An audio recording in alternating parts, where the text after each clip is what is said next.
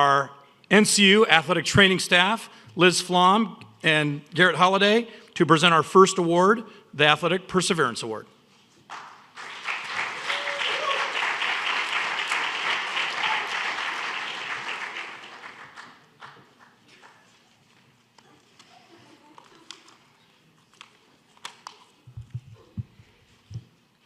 The word injury makes almost every athlete cringe, but for an athletic trainer, in some ways it makes us excited.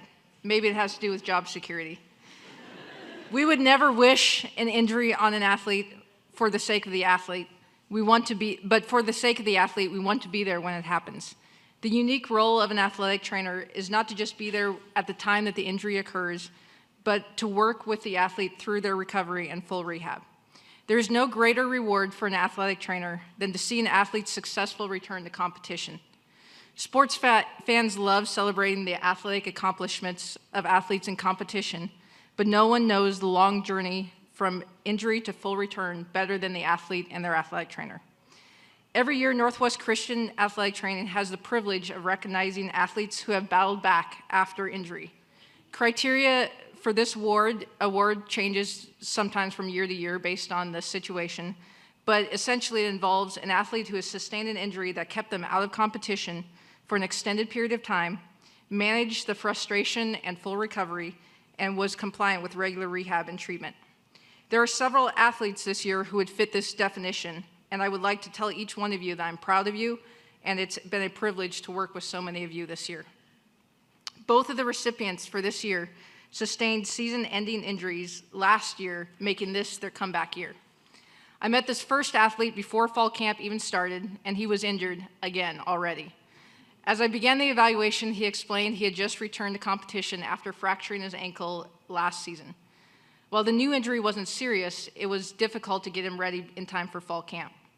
Then, as luck would have it, just as he was getting back to near 100%, he injured the same ankle and re-injured his quad. While the new ankle and quad injury was not going to be season-ending, it was another setback that added to the frustration and perhaps a little impatience of just wanting to get back and stay healthy this time. I think I recall him punching a training table or throwing something out of frustration, but he never once wavered in his commitment to the rehab. Even with the frustration, he never complained and always kept faith that he would be back. I distinctly remember him coming to the training room after one practice with a huge smile on his face and stated he completed all of practice completely pain-free. I wish I could have captured the pure joy in his face. He was pumped. I went to give him a high five, but instead he gave me a hug, stating, "This deserves more than just a high five." He is an athlete any athletic trainer would love to work with. He didn't question the process or focus too long on the frustration of rehab and the multiple setbacks he had. That is why the first Athletic Training Perseverance Award for 2016-2017 goes to Ian Hawksford of men's soccer.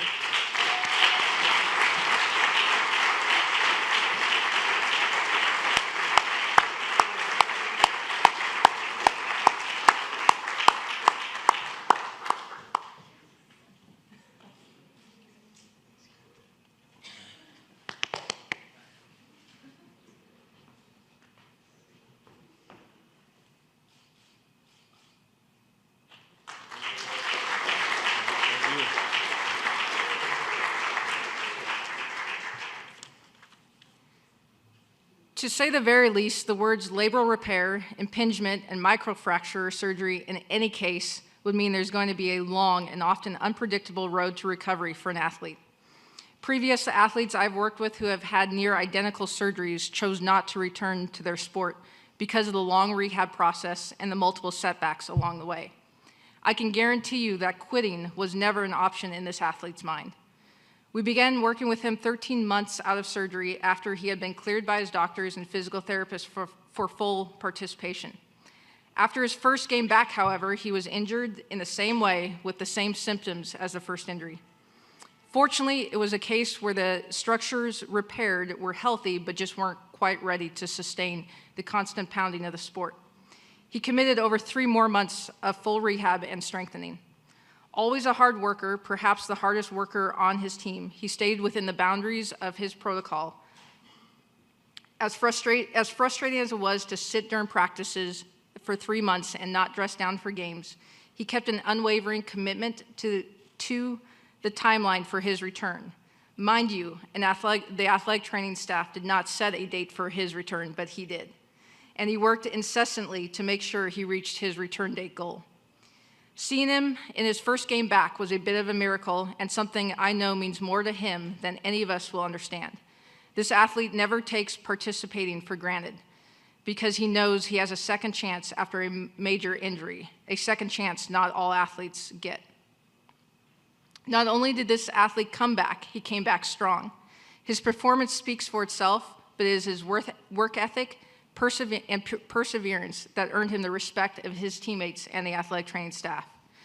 What's even better is this athlete's comeback is not finished, as he will be back for another year. Please help me congratulate Michael Loomis as this year's second recipient.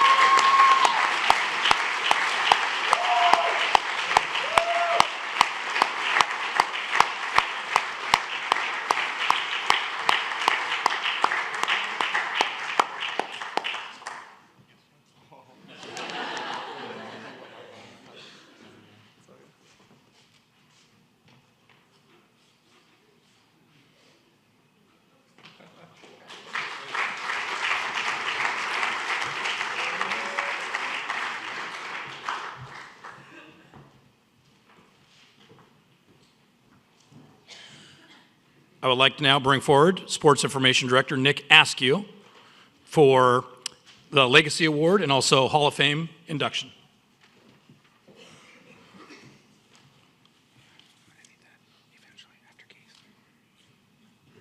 Sports Information Legacy Award is given each year to honor athletes who have left a lasting mark on NCU athletes long after they've said goodbye. I'm honored to have 3 former winners among our Hall of Famers that are here today getting inducted. Usually this award is given to 1 athlete, occasionally 2. This being an extraordinary year and an extraordinary group of seniors left me no choice but to give this award to 8 people. I'm not an everybody gets a trophy kind of person. That's not what this is. As you'll see, the legacy left by the members of the NCU athletics family is one that quite frankly might never be matched. One man did it behind the three-point line. One man did it on the glass. Both men were part of back-to-back Cascade Conference championship teams, led their Beacons to their first 2 ever victories at the NAI tournament. On January 6th, Jack Hackman did the unthinkable, hitting a school record 11 three-pointers to lead the Beacons to victory over Northwest University. That night was one of many memorable ones for the Steely veteran, who finished the year with 91 three-pointers, 7 more than the previous single-season record. Earlier in the season, he passed former teammate Javante Bird for the career three-point record, went on to become the first person to hit at least 200 trays in his career. On January 31st of this year, Jay Mayernick did the unthinkable, producing the first ever 2020 game in school history with 22 points, 21 boards against New Hope. Earlier this season, Jay also broke the single game record with 23 rebounds against Willamette. When all was said and done, he led the NAIA with 12.4 rebounds per game, and he was among the top 10 in all levels of college basketball. His single-season total of 385 and career accumulation of 764, both ranked second all-time behind only Hall of Famer Matt Sand. Please help me congratulate the first 2 winners, Jack Hackman and Jay Mayernick.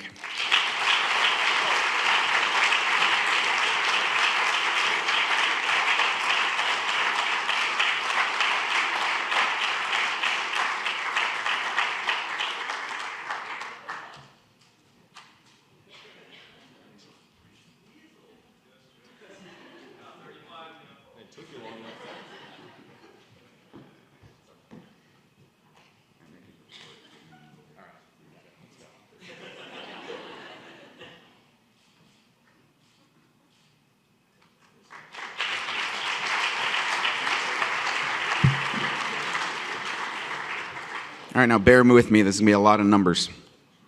19 Cascade Conference Players of the Week, 5 NAI National Players of the Week, 19 All-Conference Awards, 6 Individual Conference Champions, 13 All-American Honors, 4 CCC Team Championships, 3 top 3 finishes at the NAI National Championship, and of course, the 2015 NAI title. Among them, they own 17 of the top 25 cross-country times in school history. Alyssa and Sierra share the NCU cross-country record with the only races ever under 17 minutes at 16:58. Sierra is also the school 1,500-meter record holder. Michelle owns the steeplechase record and all of the top 10 times in school history in that event. Shay broke Alyssa's 5K record earlier this season, only to have Sierra break it again 13 days later. Some of them did it with remarkable performances. Some did it with gutsy performances and remarkable finishes. After being NCU's 10th finisher for most of her first 2 seasons, Natalie busted out at the 2014 CCC Championships to finish 7th among the Beacons and earn her spot on the NAI national roster. Last year, Macy stepped up with her teammates when her teammates needed her most, producing one of the most memorable races in school history, passing runners left and right on the final hill to come in with a low enough score to help the Beacons win the national title by 20 points. Now that is legacy. Please help me welcome the 2017 Sports Information Legacy Award winners, all 6 of our seniors from cross country: Sierra Brown, Michelle Fletcher, Macy Gale, Alyssa Harmon, who's not here, Natalie Kagikiewicz, and Shay Valaire.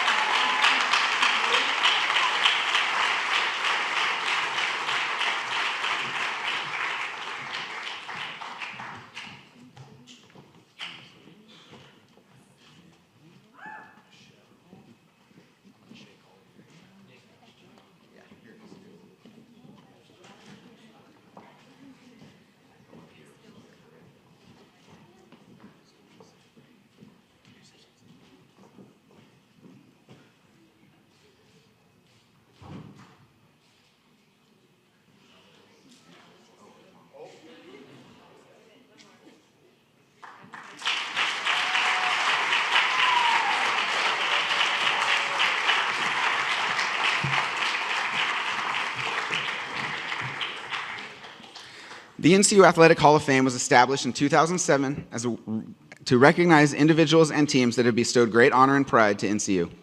Today, that tradition continues as we introduce our past successes to you, our current and future student athletes, coaches, and alumni. Today's inductees also include our first female student athletes ever inducted, as well as the first group of athletes to be inducted since joining the CCC and the NAIA, which means we actually got to see them play. It's been pretty awesome. For myself, for Sarah, for Corey, this is a really special class. Like I said, this is the first group of athletes that we've been a part of, so it's really been a special moment for us and for you, I know. Especially poignant for me because I'm friends with all 4 of these awesome people. Brooke, my wife, and I have been friends with since she left here, and our friendships continue to grow. My son was in Justin and Cassie's wedding, and Casey was my first babysitter when we moved up here 11 years ago. She took on the job of watching. We only had 4 kids at the time. 4 of our kids, all under the age of 5, including a newborn, just to give my wife and I time to get away and recharge our batteries after the long hours of my job. We were new to Eugene. Casey was the first person that we trusted to handle our special brand of crazy. At this time, to reflect a little bit on our first class of female athletes and talk about some of what happened today during our induction, please welcome our Vice President for Advancement, Keith Potter.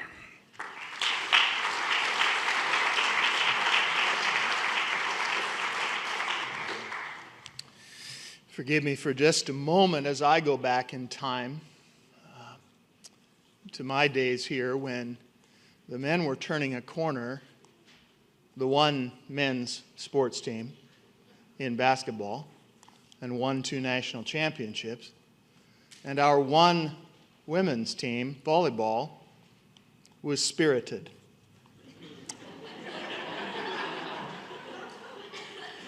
And thoughtful and wonderful. And I have other adjectives I could use. But, you know, that was a lot of years ago. And God has done good things, and a lot has happened in women's sports. Can I just pause and tell you that my sister taught me to play basketball. She was the starting center for the University of Washington, the starting hitter on the volleyball team at the University of Washington, and because they had no softball team, she played AAU ball in the summer. So I love women's sports, and there's another family in our NCU family that does as well. When Bob and Marilyn Hutchins attended NCU back in the 60s, Bob had come off his football seasons at Oregon State and decided to finish here And Marilyn was the violinist that many of you remember who played in chapel earlier this year. But they care about women's sports to the point where they give more money to women's sports than I can tell you, and want to make sure that our legacy in women's sports continues. I'm absolutely thrilled to be able to tell the women at NCU that you have fans. You have fans who care about you, who care about what opportunities you have to use your gifts that God has given you, and who care about the enormous new legacy that you are building here at our university. So because of their great contributions as donors, as, trustees, as significant partners with our whole athletic department, their contributions to the Morse Event Center, their contribution of the beautiful Jesus, Christ Rising statue in our lobby, from today forward, and from the time of our induction ceremony today, the lobby of the Morse Event Center is now called the Bob and Marilyn Hutchins Hall. And it's a great tribute to two people who think you guys are cool. And we just wanted to make sure you know you're not in this alone. People are paying it forward. They remember how NCU shaped their lives, and they care about how NCU shapes you. So congratulations, especially to the women. Congratulations to our new Hall of Famer in a sport other than men's basketball. I love it to have a golfer in, and now you hear more about them. Thank you so much.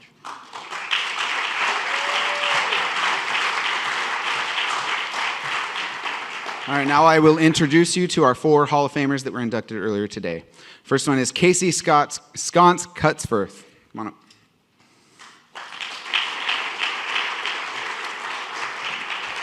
Casey was a basketball and softball player for the Beacons at the dawn of the NAIA era. She led the softball team to 3rd place finish at the 2005 USCAA National Tournament. She still holds season and career records for doubles, and she is 2nd all-time for hits. In basketball, she was a 3-time MVP, led the Beacons to a pair of USCAA tournament 4th place finishes. In 2007, she won our first Sports Information Legacy Award, Scholar Athlete of the Year, and Athlete of the Year, and she's the only person to win 3 in 1 year. So that is Casey Cutsforth.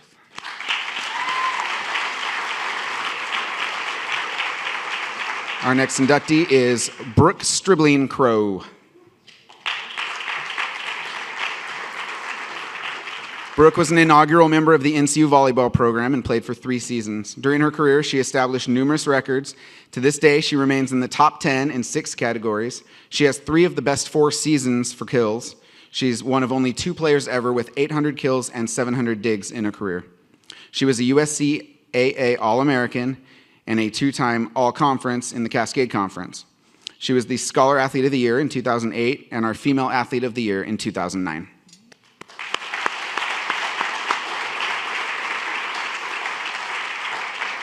Next up was Justin Ahrens. Justin was an inaugural member of our NCU golf program, playing for 3 years.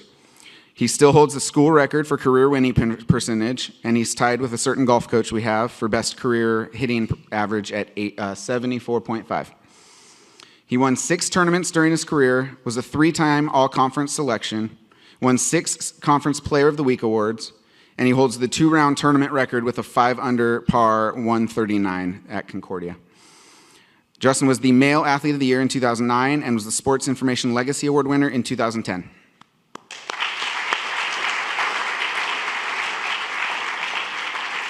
And our last one is Cassie Jo Bishop Ahrens. Cassie, I'm going off script. She's the only athlete ever to make me cry during my reading of senior night stuff. They have meant so much to my family. I love them. Okay. Cassie played 4 seasons of volleyball and softball for NCU, finished her career with a combined 4 all-conference honors. In volleyball, she ranks in the top 10 all-time in 5 categories. She's 6th all-time for both kills and digs. In softball, she held the career home run crown for 7 years. She still holds 5 records, ranked 2nd all-time for home runs and runs batted in. Cassie was the Female Athlete of the Year in 2010, and she won the Sports Information Legacy Award in 2011. And that's Cassie Ahrens.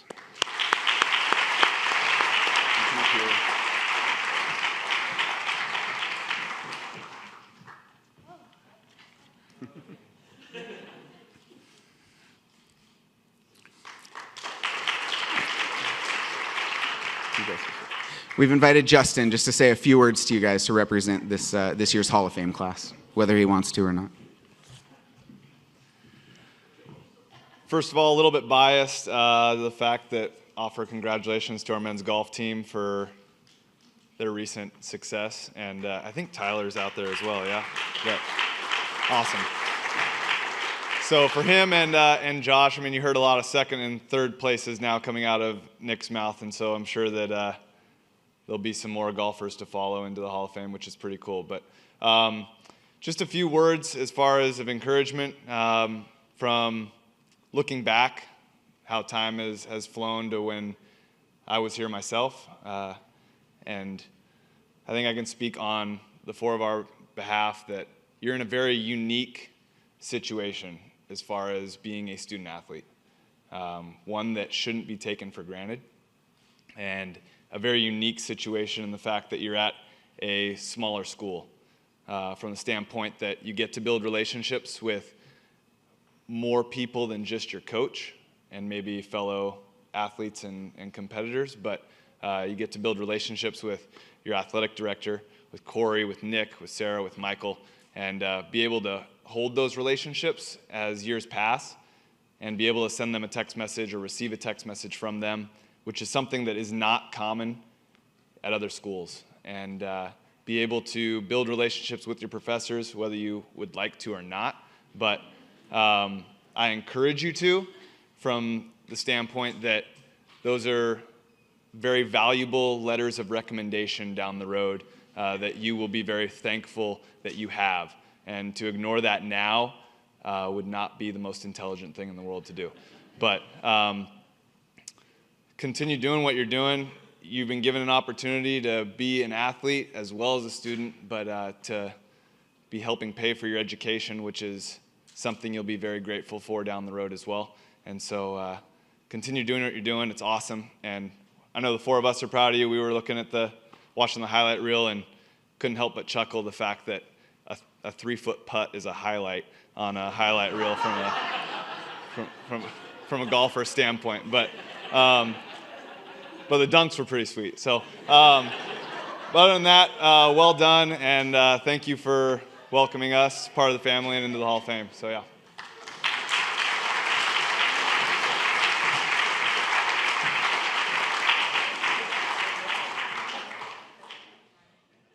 Hey, first of all, hey, those jackets are awesome. Yeah, you guys look good. Gonna wear those out every day, work, play, whatever. Hey, Scholar Athlete Recognition, Associate Athletic Director, Sarah Freeman.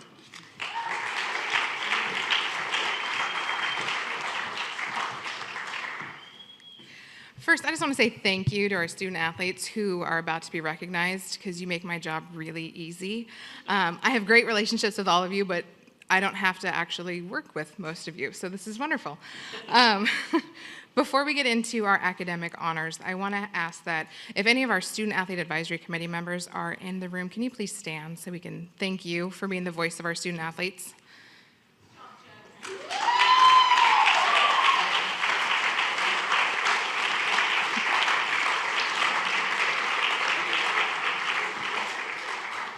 Corey and I appreciate that group of students, and if you don't know, they work on your behalf with us, and they get information from us, and they give information to us, and they help shape our athletic department. So we thank them from the bottom of our hearts for the work that they've done. Now I want to recognize our academic all-conference. So if your name is on the screen, that means that you are a 3.2 GPA minimum and a sophomore standing. Can you please stand so we can recognize you?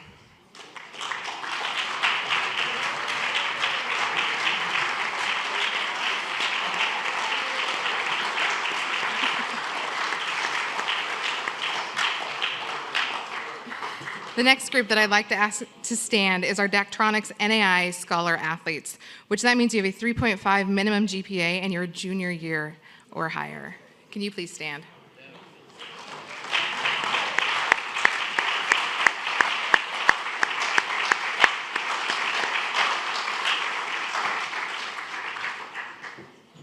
NCU joined Chi Alpha Sigma, the National Collegiate Athletic Honor Society, in 2012 as a means of honoring our highest academic achievers. Earlier this week at our Honors Chapel, we were able to give out the awards for our newest inductees, and we gave them their cords that they will wear at graduation. But we want to call you up now so that we can give you your plaques. First, Austin Dame, men's golf, 3.8 GPA in business administration.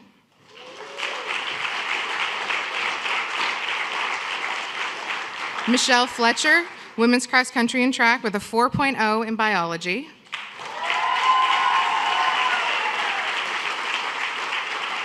Jack Hackman, men's basketball, 3.99 in accounting.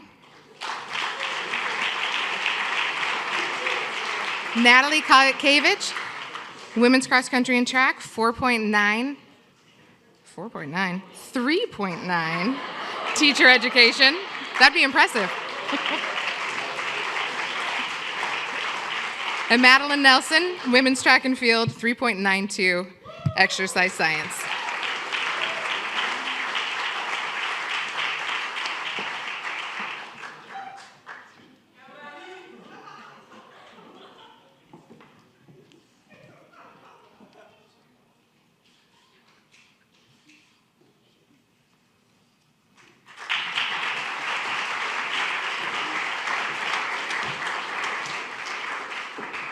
Our next awards are for our scholar athletes. And this award, I think, more than any award that we give tonight, embodies our triathlete model. All three of our recipients tonight embody character, athletics, and could be receiving awards in both of those, and some are, and also in their academics. They are role models to their teammates, to the NCU community, and the community at large. So this year, our female student athletes, again, with a 4.0 in biology, Michelle Fletcher.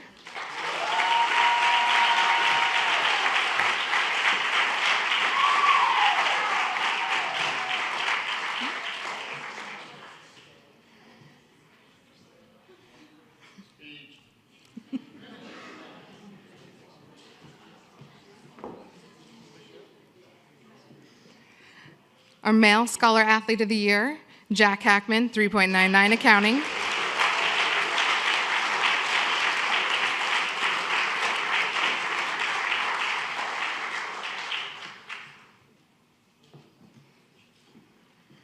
And our final female scholar athlete, Madeline Nelson, 3.92 exercise science.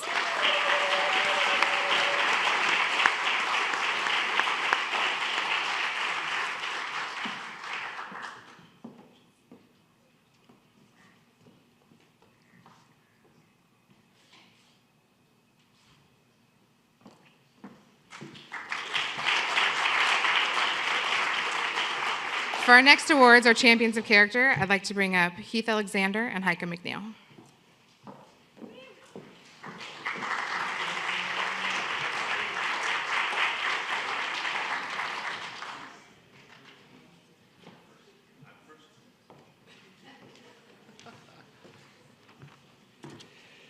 Well, I can't believe it already, but this just finished my third year here at NCU, and it really is a privilege and an honor to work here and coach here.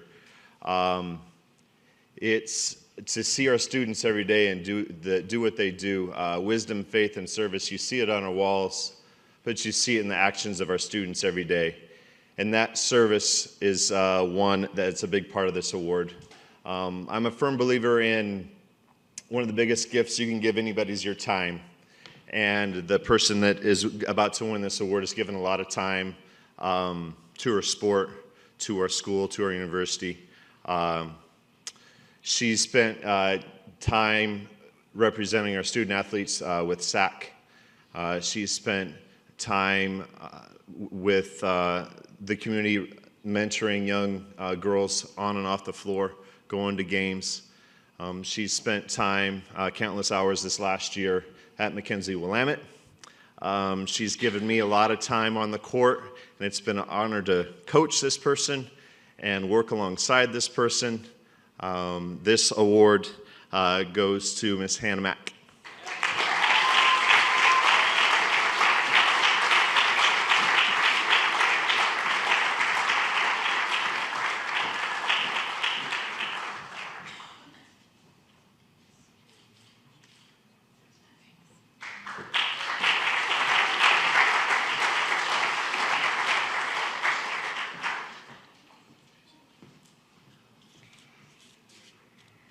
I'm going to have Garrett Crail come up here. If I get to enjoy being up here.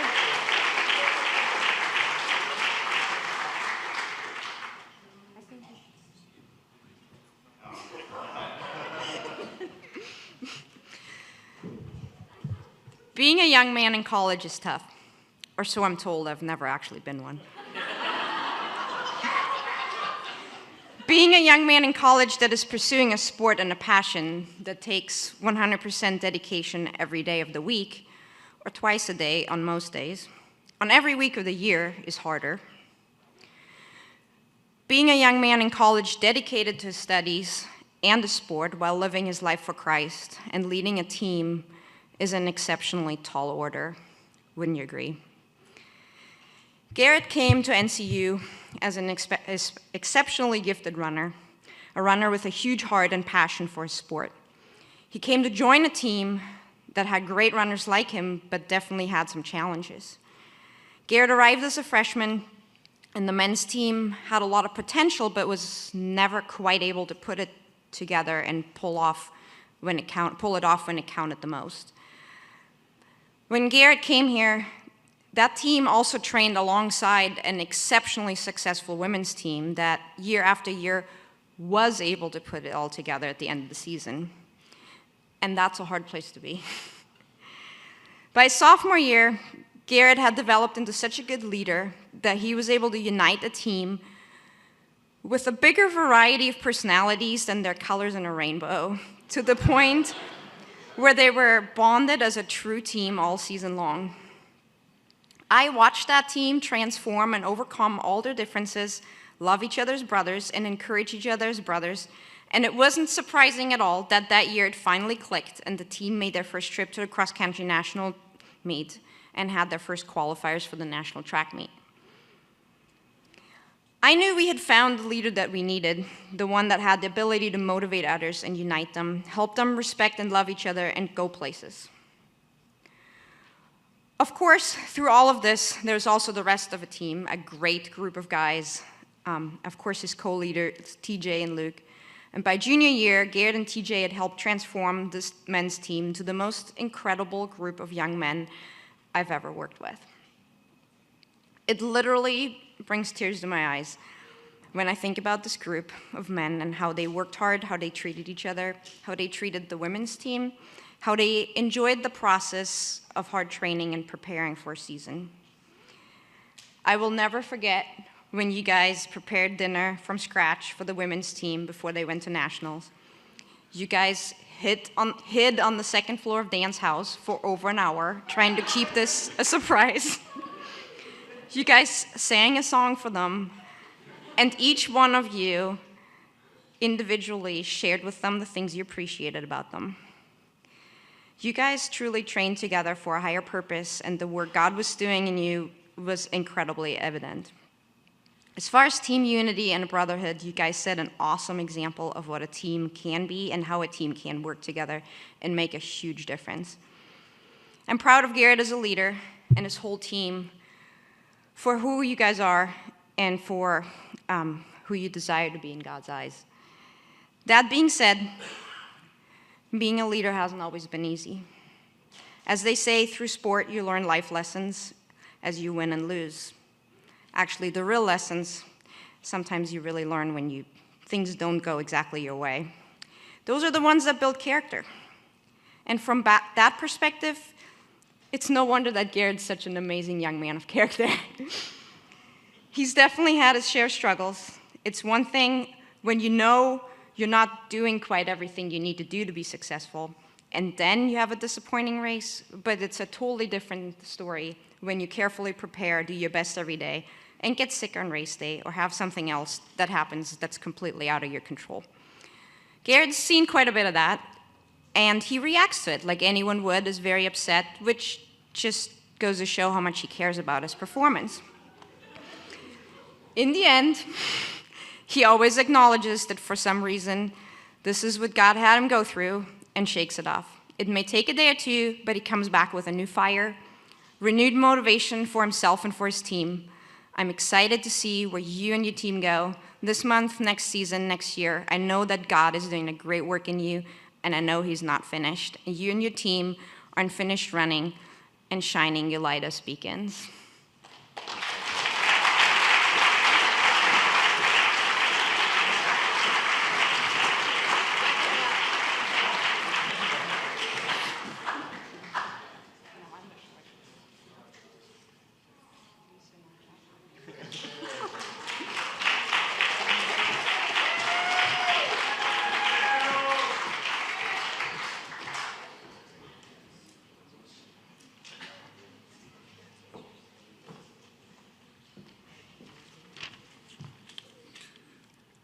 Up next, we will be honoring our team champions this year.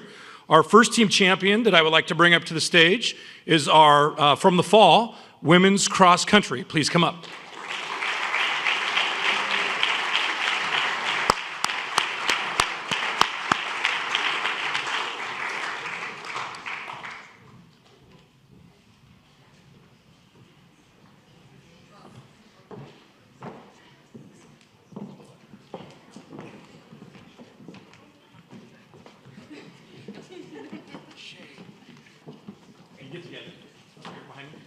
So this group, and Nick went through numbers galore, so I'm not going to renumber things. But obviously, this group of women and their achievement, the bar is so high, it's almost unfair to compare any team that we have now or even towards the future to what this team has accomplished. Obviously, what we're honoring them right now for is simply this cross-country championship, the conference championship from this year, along with their runner-up national finish. So, ladies, how do we want to do this, Tomas? Matt. Are the coach? Hey, and coaches, Dan, Heike, come on up here. Dan, Heike, come on up here.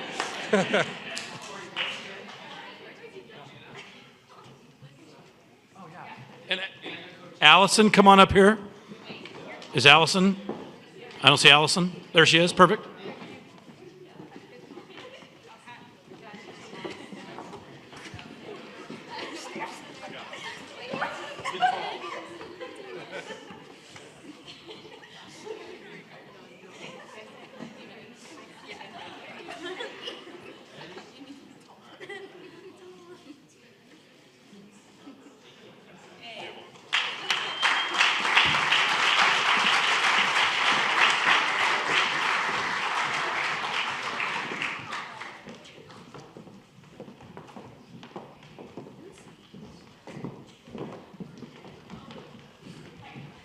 I'm sure when I see that photo, I won't be able to recognize myself at all. Hey, who's the fat guy? Our next team to bring up for the winter championship, and Dan, I wasn't talking about you. The winter championship, men's basketball, come on up.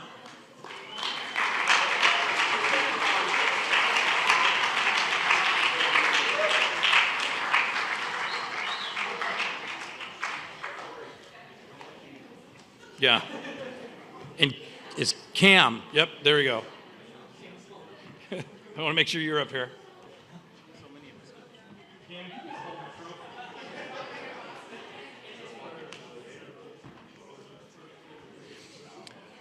So again, celebrating these guys with their 2017 Cascade Conference Championship, but it was also back-to-back. So for years to come, they'll be able to look up in the banners and see the 2016 and the 2017 championship, and a strong group of characters, and we just celebrate all of your accomplishments. So how do you want them there, Tomas?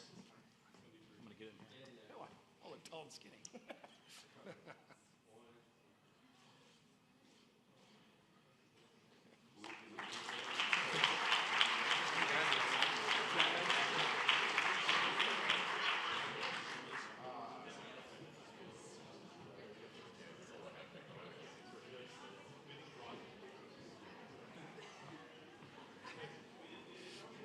And then last and certainly not least, but the most recent, men's golf, come on up.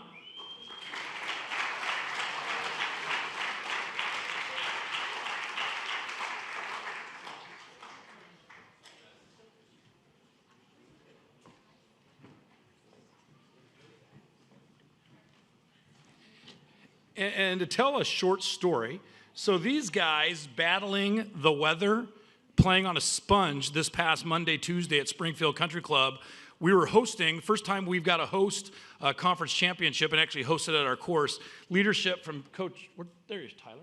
You don't have just your mustache, I didn't recognize you. Leadership from Tyler and getting that course ready for these guys in our conference of play was literally remarkable. After they were leading by 6 strokes after round 1, and round 2 came, and that lead started getting a little bit smaller, but all 5 of these guys were hanging tough. And then near the end, and sports always throws a dichotomy of life that sometimes you're not prepared for. All of a sudden, there was a protest being filed for a situation that happened 24 hours earlier out on the golf course. And so what could have and should have, and actually was, a very celebratory moment for these guys, ended up kind of going on tape delay for about 45 minutes. I was actually driving from OHSU on that afternoon, and I'm getting phone calls and texts from people that were either at the course, another AD, wondering what was going on. I had no idea. I wasn't there. It wasn't until later on in the evening that I had learned finally and figured out from talking to Coach and our commissioner, along with colleagues, exactly what happened. But my hat's off to these guys, because everything I heard, from the way our coach handled a very adverse situation, to the player that was being called out, to teammates, I just heard nothing but positive affirmation of the character that these gentlemen have, not only on the golf course, but the character that they have off the course. Sometimes funny character, but that's a different story. And so, my hat's off to them, and I am so happy for them, not only for winning, but in the style that they won. And so, again, congratulations to NCU Men's Golf.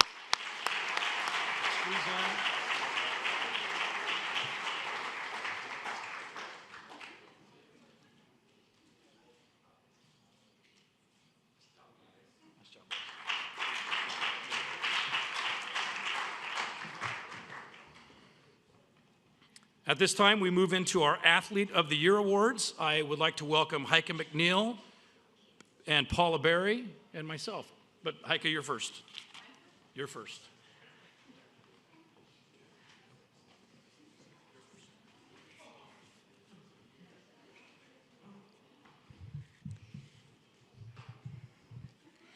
All right, I'm going to do the same thing to Sierra. Will you come up here?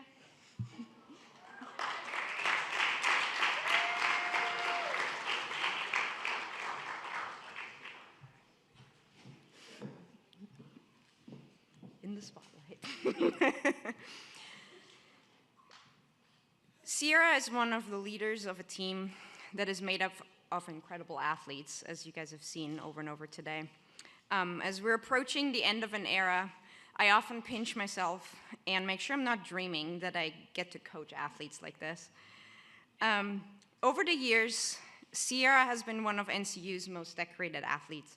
This past spring at the National Track and Field Championship in Alabama, she was given All-American honors in 2 events, the 1500 and the 5000. This fall, she flat out won all but 2 of the meets she ran. She only took second in the Bill Dellinger meet, beating all of Oregon's athlete and being outrun by one D1 athlete. The second meet she didn't win, we don't like to talk about. It was the national championship that she woke up to with the stomach flu, throwing up, and only to watch the girl that she beat at conference take 3rd at the meet. Of course, I need to mention that although that day didn't quite go as planned, Sierra still got All-American honors and led her team to a 2nd place team finish at Nationals. So I sometimes ask myself, just what is it, and what does it take to be this kind of successful athlete? Well, let me tell you, it takes a gigantic amount of commitment and willingness to go through a process on the way to achieving goals that some may think are impossible, like a tiny little school from Oregon winning a national cross-country championship. But above and beyond that willingness, that commitment, that drive to wake up early morning every day to go for your run just to be ready for practice in the afternoon, even above that drive and that focus and the confidence it takes an even bigger amount of perseverance. I want us to just take a moment to think about that word. Doesn't perseverance mean essentially to be determined to continue in something steadily and with continued belief over a long period of time, despite especially difficult circumstances? Well, wouldn't it be nice to do without the difficult stuff? Why does that have to be part of it? Don't we work hard so that success may come easily? No. In fact, this is much like our Christian life. Wouldn't it be nice if we didn't have to endure trials and tests and tribulations? Can't we just have strength of faith without the need to have it tested? Thank you very much, James 1, 2 through 4. Count it all joy, my brothers, when you meet trials of various kinds. So I gotta see my page here. For you know that the testing of your faith produces perseverance.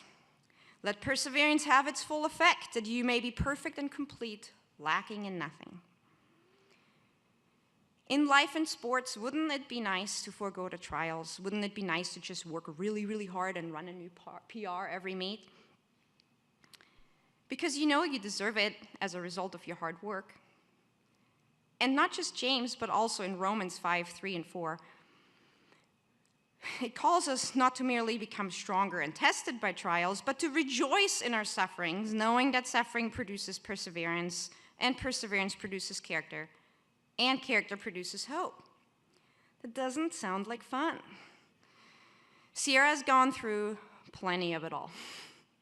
From freshman year, when we had to work through hamstring problems and her body not cooperating with her,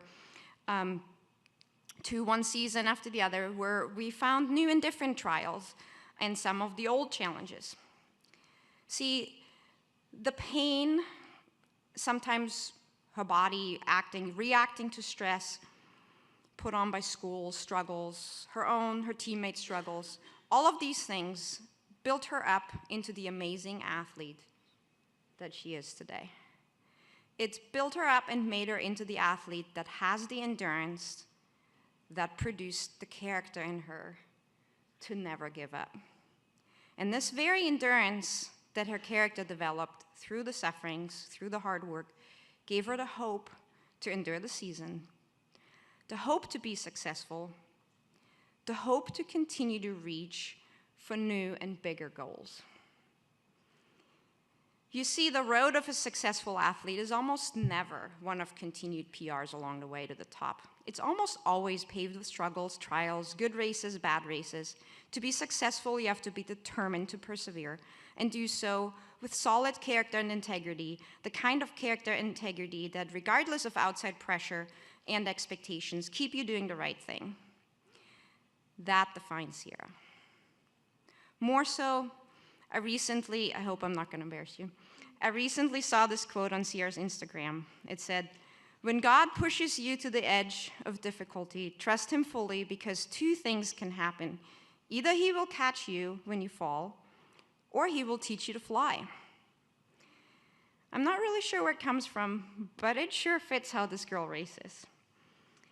You have to be brave to keep trying, but when you have faith and you know that God will catch you if you fall, so he does that every time the race doesn't quite measure up to Sierra's extremely high standards, but no matter whether she gets the flu or her senior year national race or any race that's not up to standard, she turns around, does it again, giving every one of her competitors an honest race when she comes up to the line in hopes of beating everyone at their best. And on those days when it all comes together, yep, I think we would all agree that she does fly.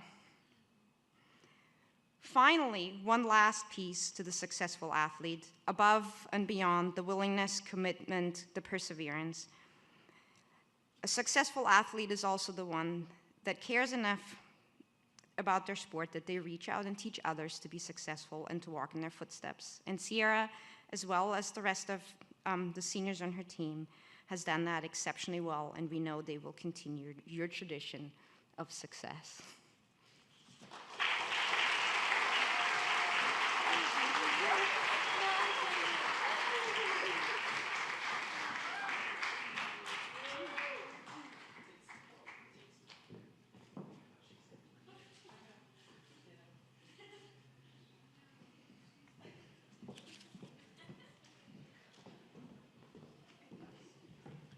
This stage, I'll bring up throws coach Paula Berry.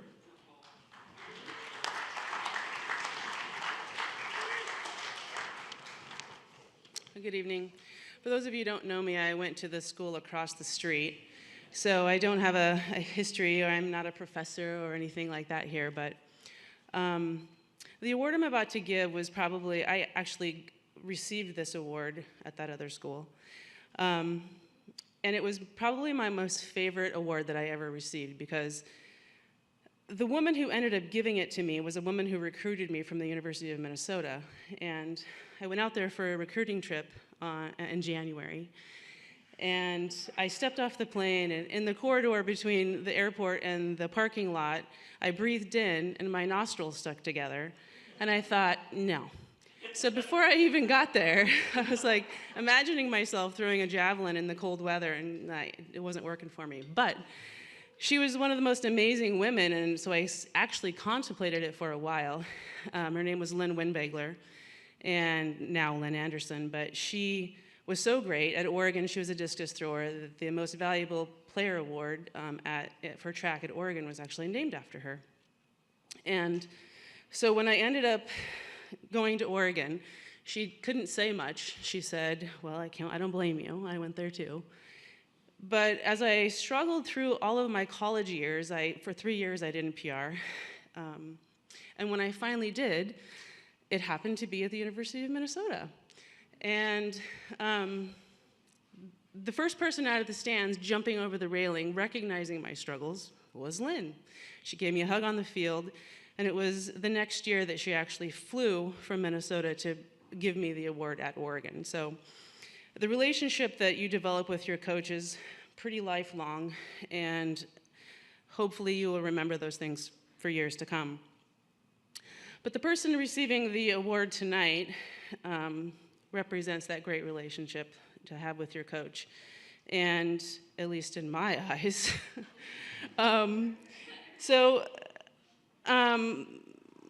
I'll just say Bailey. Bailey. When I first met Bailey, well, she comes from Ontario, so right away we're kind of like Canada, you know. But when George told me that she was the 2000 World Junior, was on the World Junior team, and that she'd won all these awards, I was like, okay, I'll look at her.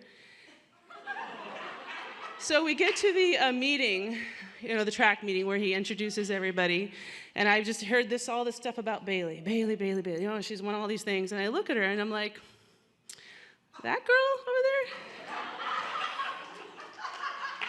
there? She's like this big. And to go back a little, she is from Canada. She started her college career at DePaul, where she took the Big East title. So I'm like, wow, that's, Big East title. She was lured by the prestige of the Eugene track and field community. So they moved to Eugene to begin her journey at NCU. Couldn't wait to meet this girl. Pointed her out. Can't be more than 5 feet tall. And she looks a little shy. As I quickly learned, there was nothing shy about Bailey Dell. And she packed a lot of punch in that little frame. Bailey made a splash her first year here, winning the conference, and she stood atop the podium at Gulf Shores in 3rd place. She has received 4 conference track and field athlete of the year honors this year. In addition, she's got 2 NAIA field athlete awards. She, as Nick told me, which I don't really even know this, but she's averaging 46.84 meters this year, which is 3 meters further than last year. And last month at the Willamette Invitational, she beat her own record and has thrown 49.52. That's her PR. Speaking of her PR, at the Willamette meet, she set her lifetime PR by nearly 2 meters. It was on her first throw. She looked pretty good, and I thought, well, there's still a couple of things to work on. And so I gave her a high five and said, good job, get out there, there's a lot more in there. She gave me this funny look, and I was like, well, maybe she started to rain a little bit, so maybe I thought, well, she doesn't like the rain. But it wasn't until after the meet that she made a comment about how not excited I seemed to be at her lifetime PR. But, I see my athletes doing these exceptional things all the time in practice, and so when I saw that, I'm like, yeah, that's good, but there's more in there. And that's what I say a lot. Yeah, there's more. There's more. And I know they're giving me everything they had, but just yesterday, when I was introducing her to a couple of my friends, she said the same thing. Yeah, Paula didn't seem really excited when I threw my PR at Willamette. So I know that it has bothered her. And reflecting on that, I mentioned earlier that I did not PR for 3 years, but there's a funny story that goes along with that. So I, so committed to setting my PR, promised my teammates that I was not going to shave my legs until I PR'd. I don't know how many women out there have felt the hair blowing through your legs when you're riding your bike across campus. I know about it. So it was really funny because when I did PR, I get back up in the stands and my teammate, who's a big rival of mine, she pulls out a razor out of her bag.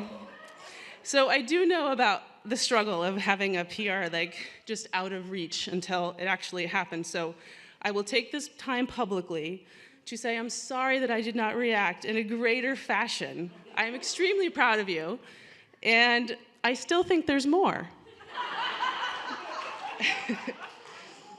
Currently, Bailey sits in second in the NAIA. She's 5 feet behind the leader, but 12 feet in front of her, the third place person. I'm pretty confident that you'll see her atop the podium again. And last year, there was a girl that beat her that showed up at the track in football cleats and attempted to throw the javelin. That has bothered her ever since, and that's the same girl that's ahead of her right now. So I imagine there's gonna be a little fire in that little 5'3" pack-a-punch. So this year's Female Athlete of the Year, Bailey Dell.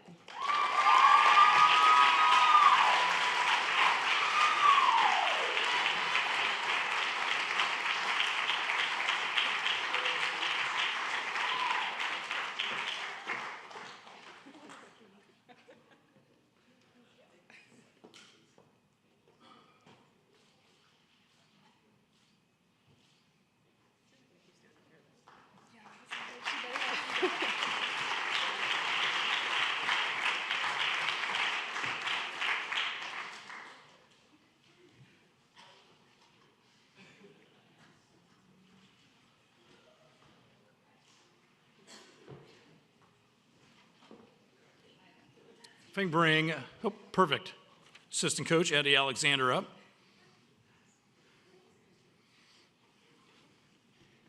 And we are presenting the Male Athlete of the Year.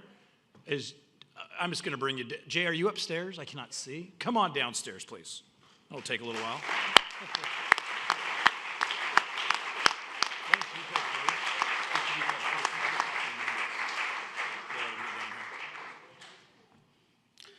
So I get to talk about Jay just a little bit.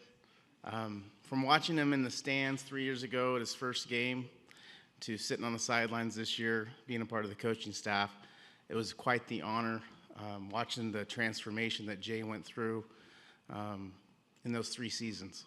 This year, he was definitely our leader in the locker room. He was our vocal leader. He was our emotional leader. And he kept the guys together when things would start to crumble. And I know that when we were at Nationals this year and we lost, it was probably a culmination of 3 years just pouring out an emotion in that locker room. And it was really tough to see those guys break down the way they did because I know how hard they had fought. But just to see Jay share his thoughts and his words of wisdom with everybody in the team and talk about how he loves these guys as brothers and this time in his life that he takes away from his family and his children to be here, to commit himself to this team and to finishing his education, something that's really admirable. And I think something that all the guys really kind of looked up to. So from the bottom of my heart, I thank Jay for that leadership. I thank him for his friendship and for what he's meant to NCU basketball.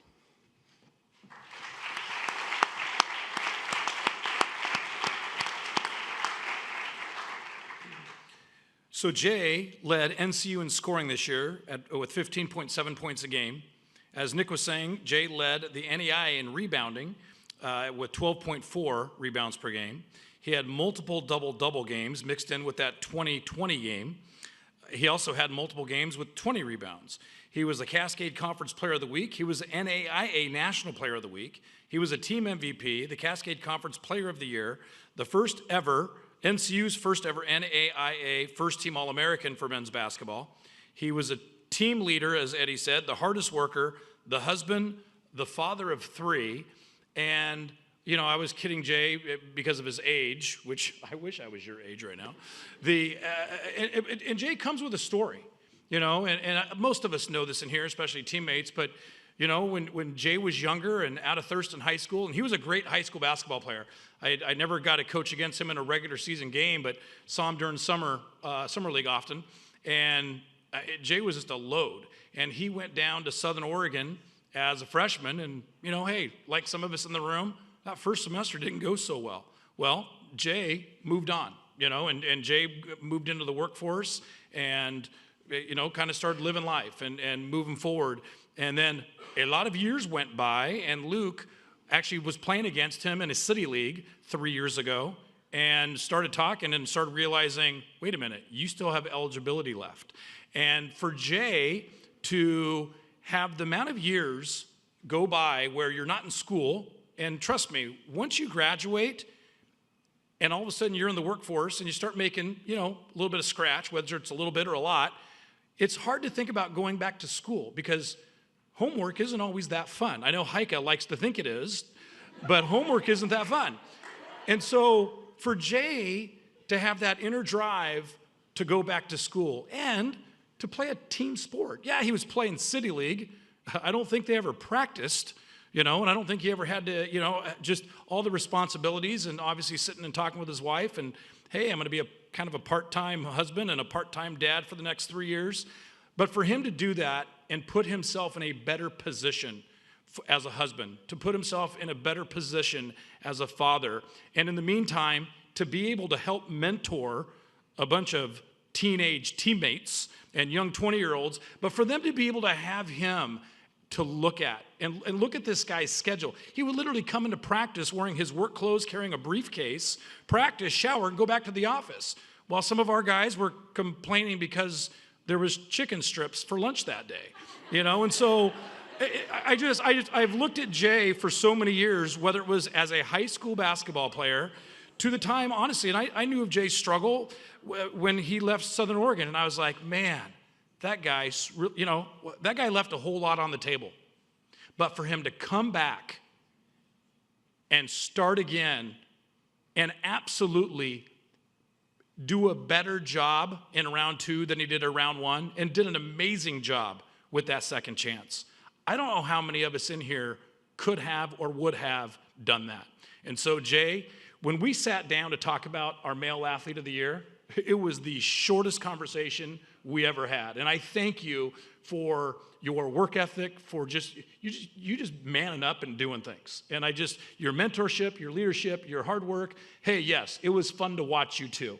And I just, as a basketball coach, as a father of 3, whenever my boys were in the gym, they knew who to watch, okay? Some guys had better dunks and some guys shot the 3 ball, but they knew, you know what, watch Jay. Because if you want to get it done, you're going to sweat and you're going to have hard work to do it. And that's exactly what you're built on. So congratulations.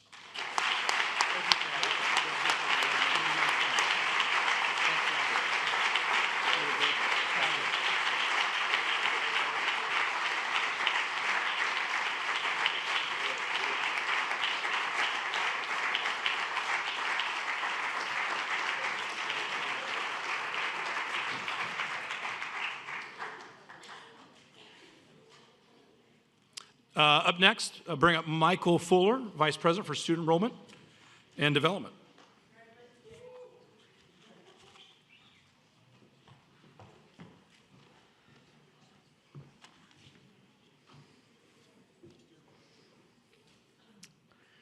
Out of 1 Samuel, as the Philistine moved closer to attack him, David ran quickly toward the battle line to meet him.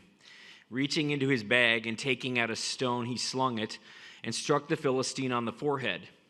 The stone sank into his forehead, and he fell face down on the ground. I don't know if you all know this, but all of us in this room are a little bit crazy.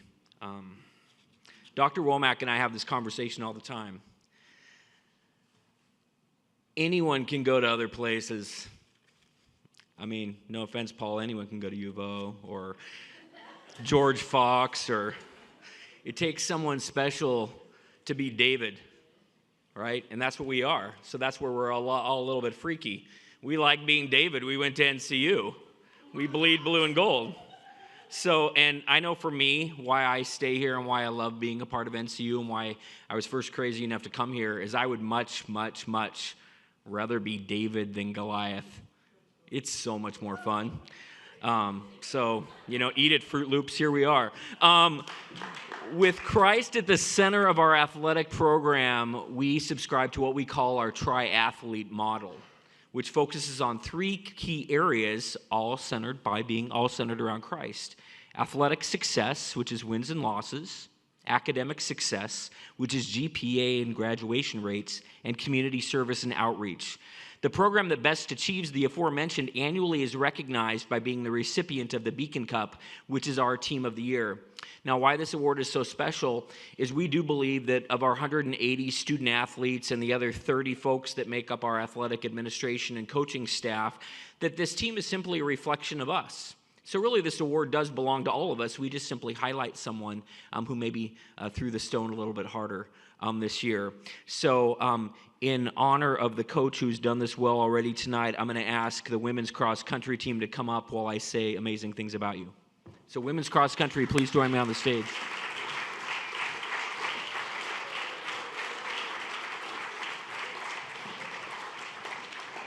This is the team that won 4 of their 6 races, only losing to an NCAA Division I school once. They had 6 all-conference finishers, won their 3rd straight Cascade Collegiate Conference championship. By the way, the first time they won this championship, no one had ever done it before at NCU, so it was a really big deal at the time. Had 2 NAI All-Americans, meaning a top 30 finish at the NAI National Meet, had the Cascade Collegiate Conference Coach of the Year, and they were the NAI National Runners-Up. Please join me in congratulating women's cross country.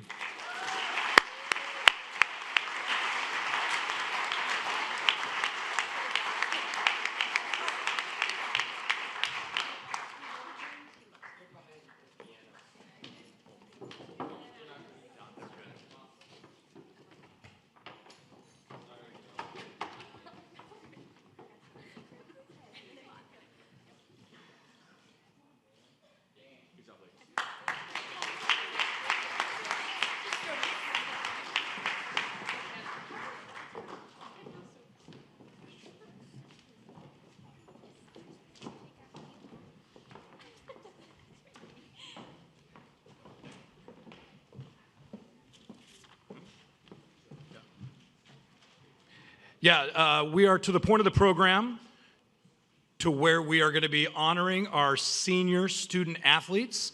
So Nick Askew, come on up. He's going to be reading names.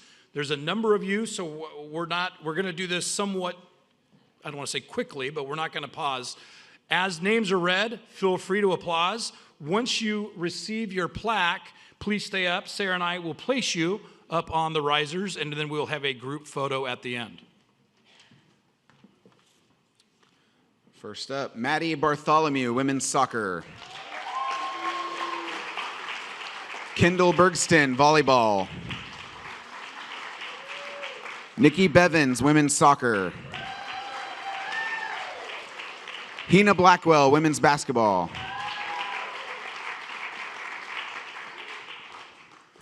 Genevieve Boyles, softball.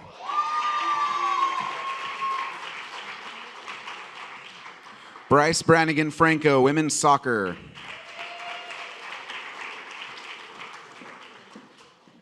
Sierra Brown, cross country and track. Taylor Burnett, volleyball.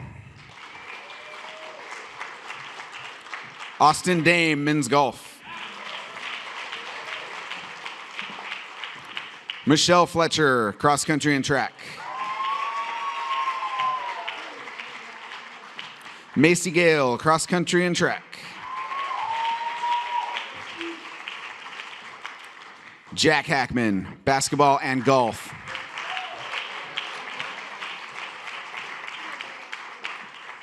Amanda Hadsell, women's soccer.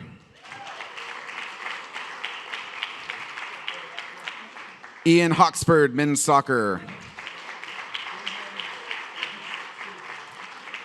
Jenny Hoffert, women's basketball. Jocelyn Howard, women's soccer. Kenny Kessler, men's soccer. Bradley Laubacher, men's basketball.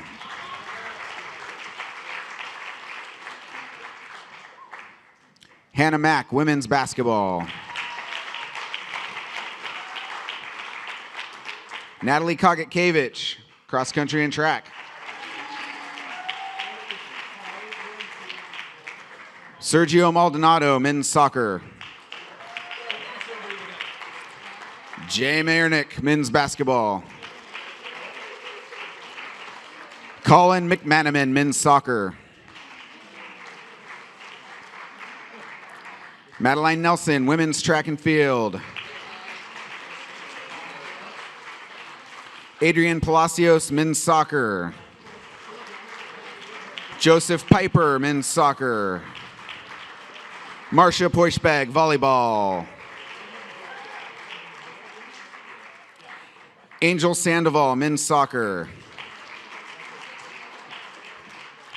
Shea Valaire, cross country track. Katie Walker, softball. And Cassidy Winters, volleyball.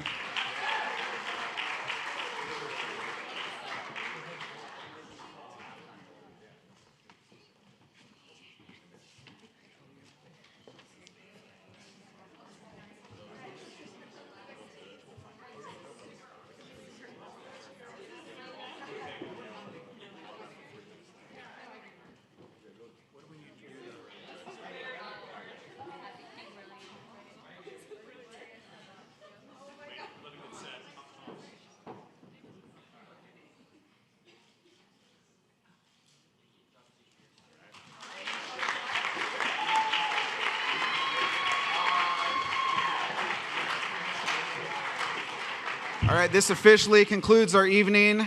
Thank you guys. Good luck this week on finals for those that actually take finals during finals week around here. And have a great summer. Thank you.